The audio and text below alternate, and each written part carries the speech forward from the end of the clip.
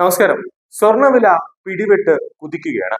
കേരളത്തിൽ ഒരു പവൻ വാങ്ങണമെങ്കിൽ നിലവിൽ 1.11 ലക്ഷമെങ്കിലും കൊടുക്കണം. അതേസമയം 2026 കടക്കുമ്പോഴേക്കും വില 60,000 കൂപ്പുകുത്തുമോ എന്നാണ് ആഭരണ പ്രേമികൾ ഉറ്റുനോക്കുന്നത്. എന്നാൽ അത്തരമൊരു പ്രതീക്ഷയ്ക്ക് വകയില്ല എന്നാണ് സാമ്പത്തിക വിദഗ്ധ മേരി ജോർജ് സൂചിപ്പിക്കുന്നത്. അവരുടെ വാക്കുകൾ എങ്ങനെയാണെന്ന് വെച്ച് കഴിഞ്ഞാൽ, ഉടനെ ഒരു വിലക്കുറവ് ഉണ്ടാകുന്നതിനെ പറ്റി ആലോചിച്ചിട്ട് കാര്യമില്ല. ഓരോ ദിവസവും അടിവെച്ച് സ്വർണത്തിന്റെ വില മുകളിലേക്ക് പോകുന്നതാണ് നമ്മൾ കാണുന്നത്. ക്രിസ്മസ് ന്യൂ ഇയർ ആഴ്ചകളിൽ സ്വർണത്തിന്റെ വില ഏറ്റവും ഉയർന്ന നിലയിൽ തന്നെ തുടരുകയാണ്. കാരണം ആഗോളതലത്തിൽ വലിയ ആഘോഷമാണ് ക്രിസ്മസും ന്യൂ ഇയറും.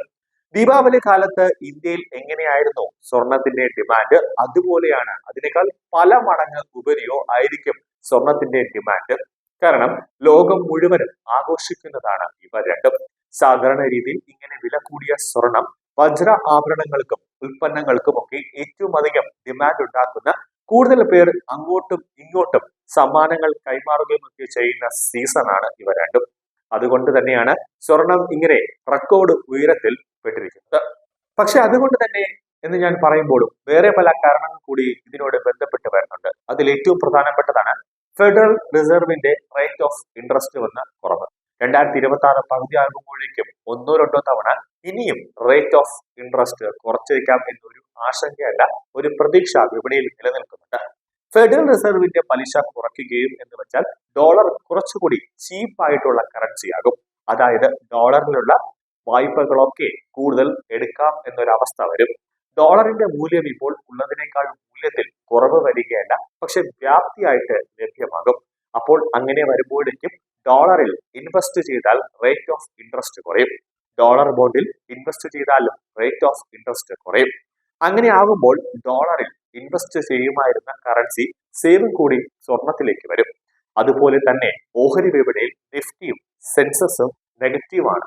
അതുപോലെ തന്നെ സെൻസസും നെഗറ്റീവാണ് എന്ന് പറഞ്ഞാൽ വലിയ തോതിൽ ഓഹരികൾ വിൽപ്പന നടക്കുന്നു, വാങ്ങലല്ല നടക്കുന്നത്.